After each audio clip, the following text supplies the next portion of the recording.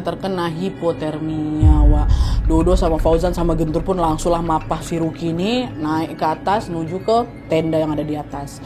Waktu nyampe di sana, mereka berusaha menghangatkan tubuhnya Ruki itu rame-rame. Untungnya beberapa waktu kemudian kondisi Ruki mulai membaik. Tapi mereka tetap memilih udah kita bermalam di puncak ini aja untuk mengembalikan stamina sekaligus juga menunggu badainya reda, ya kan? Nyampe di semua mereka di puncak, istirahat lah gitu.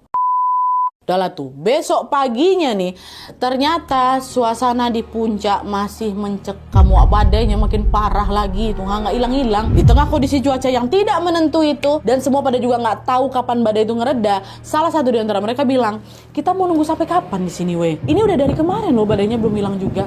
Udahlah kita turun aja lah yuk, paksain aja turun. Yang lain nyaut, iya weh udah yuk kita turun aja yuk. Kalau kondisinya belum juga membaik, salah satu di antara kita nih harus ada yang selamat. Jadi bisa cari bantuan ke bawah, jangan sampai kita mati sia-sia di sini, katanya. Udahlah tuh, untung semua setuju, Wak. Mereka pun bertujuh-tujuh nih, Wak, bersiap turun. Nah, naasnya belum sampai di garis vegetasi, Mas Ruki tadi, Wak, terkena hipotermia lagi. Bahkan dia juga sempat jatuh tergulung lagi ke bawah, hipotermia. Cuman untungnya di belakang dia waktu dia terjatuh tuh ada Bregas yang nahan tubuhnya. Meleset si Bregas sedikit, bisa jatuh jurang siapa? Si Ruki. Nah, ngeliat kondisi Ruki yang makin parah ini, teman-teman yang lain pun mau tidak mau harus menghentikan perjalanan turun mereka kan, Wak. Mereka dirikan lagi lah tenda lagi di tempat jatuhnya si Ruki itu, di dekat garis vegetasi by the way waktu kejadian ini, waktu Rukinya jatuh lagi. Nah, di saat yang sama mereka dengar ada sayup-sayup suara orang ngobrol, Wak, dari arah bawah.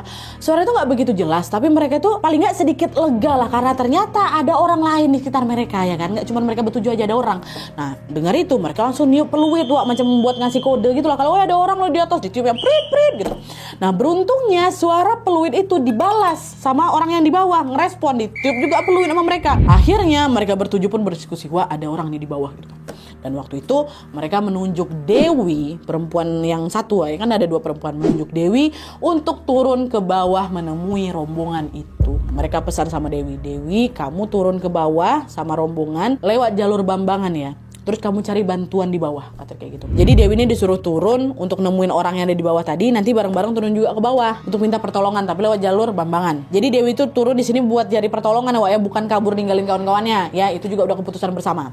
Dah, Dewi pun turun lah, sama dipandu suara peluit dari rombongan di bawah itu. Dan gak lama setelah itu, Wak, Dewi berhasil ketemu sama mereka yang di bawah ini. Rupanya mereka-mereka ini adalah rombongan pendaki dari Jakarta. Dewi langsung lah cerita kalau teman-teman saya lagi kejebak di atas semua, Mas, gitu. Tapi rombongan tuh gak ada yang berani naik, Wak, buat nolong mereka berenam ini karena cuaca kan memang lagi buruk-buruknya, ya kan. Jadi Dewi bersama rombongan itu akhirnya udah yuk kita turun aja ke bawah.